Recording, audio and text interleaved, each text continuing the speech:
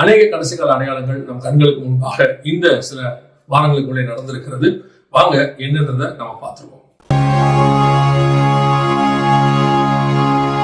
முதலாவதாக மத்திய சுவிசேஷம் 24ஆம் அதிகாரத்துல கடைசிகால அடையாளங்கள், வருகைக்கு முன்பாக அடையாளங்கள் என்ன அப்படின்னு இயேசுகிட்ட கேட்ட போது அவர் சொன்ன ஒரு மிக முக்கியமான அடையாளத்துல ஒண்ணு, ஜனத்துக்கு விரோதமாய் ஜனம். இந்த ஜனத்துக்கு விரோதமாய் ஜனம் அப்படிங்கிறது பல நிலைகள்ல இருக்கு. அதாவது மொழியின் அடிப்படையில, இனத்தின் அடிப்படையில, நிறத்தின் அடிப்படையில, ஜாதி அடிப்படையில, மதத்தின் அடிப்படையில இப்படி நிறைய இருக்கு. இப்ப ஆனா உலகம் முழுக்க பாத்தீங்கன்னா இந்த ப்ரொடெஸ்ட் அப்படின்னு சொல்லுவாங்க. உலகம் முழுக்க ஏதோ ஒரு காரணத்துல ஒரு மிகப்பெரிய ப்ரொடெஸ்ட் போயிட்டே இருக்கு. இப்ப நீங்க பாத்திருப்பீங்க, நேபாள்ல சென்சி அப்படின்றவங்க அவங்க ஒரு ப்ரொடெஸ்ட் பண்ணிட்டு இருக்காங்க.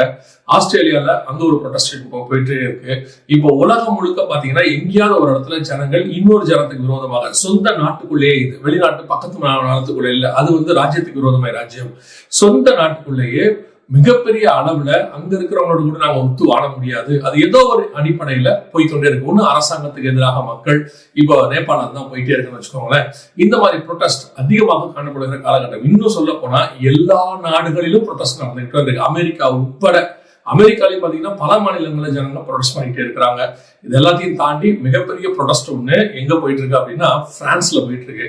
இந்த பிரான்ஸ்ல போயிருக்க ப்ரொடெஸ்டுக்கும் கடைசி காலத்துக்கும் மிக முக்கியமான ஒரு சம்மந்தம் இருக்கு.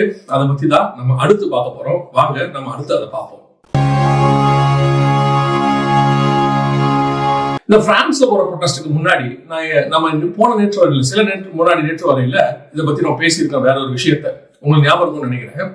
என்னன்னு கேட்டா, இந்த செப்டம்பர் 24ஆம் தேதி, அதாவது இஸ்ரேலுக்கு எதிராக 2 ஸ்டேட் சொல்யூஷன், அதாவது எருசலேமை 2ஆ பிரிக்கணும் அப்படிங்கறதான கான்செப்டை யுஎன்ல ஒரு பில்லா கொண்டு வர போறாங்க. அதுக்கு ஏறக்குறைய 150 நாடுகளுக்கு மேல ஆதரவு தெரிவிச்சிருக்காங்க. இதுல பெரிய விஷயம் என்னன்னா, இதை முன்னின்று நடத்தக்கூடியது 2 முக்கியமான நாடு. ஒன்று பிரான்ஸ், இன்னொன்று சவுதி அரேபியா. போன தடவை இதே மாதிரி ஒரு பில் கொண்டு வந்தாங்க. அப்பவே நம்ம சொன்னோம், ஈரான்ல அந்த பிரச்சனை ஸ்டார்ட் ஆச்சு. 12 நாள் யுத்தம். அந்த யுத்தம் முடியும் போது நாம ஒரு விஷயத்தை நேற்று வரல பேசி இருந்தோம். இந்த யுஎன்ல கொண்டு வர வேண்டிய 2 ஸ்டேட் சொல்யூஷன் தள்ளி போட்டாங்க அவங்க ஈரான் யுத்தத்தினால. இப்ப அடுத்த செப்டம்பர் 24 அப்படின்னு சொல்லி இருந்தாங்க. அப்போ சொன்னோம், 1 செப்டம்பர் 24க்குள்ள ஏதோ ஒரு பிரச்சனை, இதை தள்ளி போறதுக்கான வேலை நடக்கும், அல்லது பிரான்ஸ்க்கு ஒரு பெரிய பிரச்சனை வரும் அப்படின்னு சொல்லி. இப்ப பாத்தீங்கன்னா பிரான்ஸ்ல அரசாட்சியை கவிழ்ற அளவுக்கு மிகப்பெரிய அளவுல ப்ராசஸ் போயிட்டே கொண்டு இருக்கிறது. திடீர்னு ஆரம்பிச்சிருக்கு. எங்க ஆரம்பிச்சிச்சு, யார் ஆரம்பிச்சிச்சு, அதெல்லாம் ரெண்டாவது. நான் இதை எப்பவுமே ஸ்பிரிச்சுவலாக தான் மூவ் பண்ணணும்னு பாக்குறேன். சகரியா 12ஆம் அதிகாரத்துல எருசலேமுக்கு விரோதமாய் கூடிக்கொள்ளுகிறவர்களை கர்த்தர் என்ன செய்வாரு அங்க சொல்லப்பட்டிருக்கு. இப்போ அதான் பிரான்ஸ்ல நடந்து கொண்டே இருக்கிறது. எருசலேமே கையை வைக்கணும், 2ஆ பிரிக்கணும்னு நினைச்ச மிக முக்கியமான நம்பர் 1 நாடு எதுன்னு கேட்டீங்கன்னா பிரான்ஸ். அதோடையதான தலைவர் மேக்ரான் தான் அதை செய்யார். இன்னைக்கு அவருடைய ஆட்சி கவிழக்கூடிய இடத்துக்கு போயிருக்கு. ஆண்டவர் எருசலேமுக்கு விரோதமாய் போராடுகிறவர்களை நீங்க போய் சகரியாவின் புஸ்தகம் 12ஆம் அதிகாரம் 3 முதல் 6 வசனங்களை வாசிச்சு பாருங்க. கர்த்தர் மிகப்பெரியதான ஒரு எதிர்ப்பை காட்டிக் கொண்டு இருக்கிறார். பிரான்ஸ் நடக்குது. இப்ப செப்டம்பர் 24க்குள்ள இந்த பில் வருமா வராதாங்கிறத நமக்கு தெரியாது. இந்த பில் வராம இருக்கிறதுக்கு அடுத்த ஒரு பெரிய விஷயத்த இஸ்ரேல் செய்திருக்கு. அது என்னங்கிறதையும் நம்ம பார்த்துருவோம். இப்ப இஸ்ரேல் திடீர்னு கத்தாரை போய் அடிச்சிருக்கு. கத்தார் ஒரு மிக முக்கியமான அரபு நாடு, ஈரானுக்கு சப்போர்ட்டான இருக்கக்கூடிய ஒரு நாடு. சரி, ஏன் இவங்க கத்தார் அடிச்சாங்க அப்படின்னு சொல்லி பாத்தீங்கன்னு சொன்னா, அந்த கத்தாருக்குள்ள இருக்கக்கூடியதான ஹமாஸ் தலைவர்கள் பதுங்கி இருந்தாங்க அப்படின்னு சொல்லி அடிச்சிருக்காங்க. இது கத்தாரை மிகப்பெரிய கோபத்தை ஏற்படுத்தியிருக்கு. கத்தாருங்கிறது நம்ம பார்க்கறதுக்கு ஒரு சின்ன நாடு தான், ஆனால் பயங்கர சுயமரியாதையோட நாடு.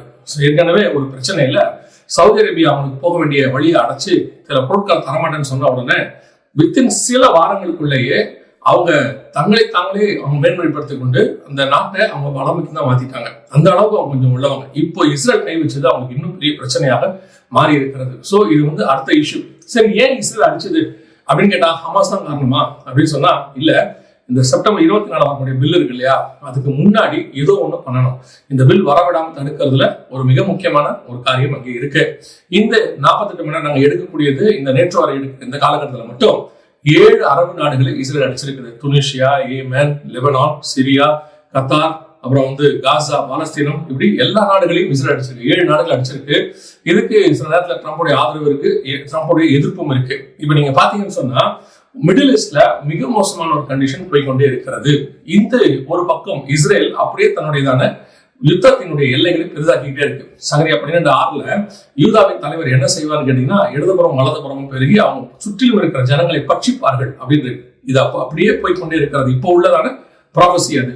இப்போ இஸ்ரேல் புறப்பட்டு அப்படியே கொஞ்சம் கொஞ்சமா அரபு நாடுகள் கத்தார் வரைக்கும் நுழைஞ்சிருக்கு, இந்த பக்கம் சிரியா வரைக்கும் போயிருக்கு. எதுக்காக இதை சொல்றேன்னு கேட்டீங்கன்னா, இன்னொரு பக்கம் இஸ்ரேலுக்கு எதிராக ரஷ்யா வரணும் அப்படின்னு சொல்லி நம்ம ஏற்கனவே பல நேற்று பார்த்திருக்கோம். இப்பதான் இந்த வாரம் தான் முதல் முறையாக ரஷ்யா நேட்டோ நாடுகளுக்குள்ள புகுந்திருக்கு. அதாவது ஐரோப்பாவுடைய போலண்டை ட்ரோன் கொண்டு தாக்கி இருக்கிறது. இது அடுத்த பெரியதான, அதாவது இஸ்ரேலை ரஷ்யா நெருங்குகிறது, இஸ்ரேல் ரஷ்யாவை நெருங்குகிறது. டிஸ்டன்ஸ்ல சொல்றேன், பக்கம் பக்கமாக வந்துகிட்டே இருக்காங்க. இது வருகிற மாதங்களுக்குள்ள இது அடுத்த நிலைக்கு போகும், மிகப்பெரிய யுத்தமாக மாறுவதற்கான வாய்ப்பு போய் கொண்டிருப்பதாக எல்லாம் சொல்றாங்க. போலாண்ட ரஷ்யா அடிச்ச உடனேயே எல்லாத்தோட ஹெட்லைன்ஸ் என்னன்னு கேட்டீங்கன்னா, தேர்ட் வேர்ல்டு வார் இன்னைக்கு ஸ்டார்ட் ஆயிடுச்சா அப்படிங்கிற மாதிரி கொஸ்டின் மார்க்கோட தான் எல்லாருமே போட்டிருக்கிறாங்க. சோ நாம் மிகவும் ஆபத்தான ஒரு காலகட்டத்துக்குள் வாழ்ந்து கொண்டிருக்கிறோம். இயேசு வருவதற்கு முன்பதாக என்னென்ன அடையாளங்கள் எல்லாம் சொன்னாரோ அது மத்திய கிழக்கு நாடுகளிலும் அதை சுத்தி உள்ள இடங்களிலும் நடைபெற்றுக் கொண்டே இருக்கிறது. கடைசியா ஒரு மிக முக்கியமான சோகமான விஷயம், ஆனா மிகுந்த சந்தோஷம், பரலோகத்துக்கான விஷயம், அது என்னன்னு மட்டும் பார்த்துட்டு முடிச்சிருக்கோம்.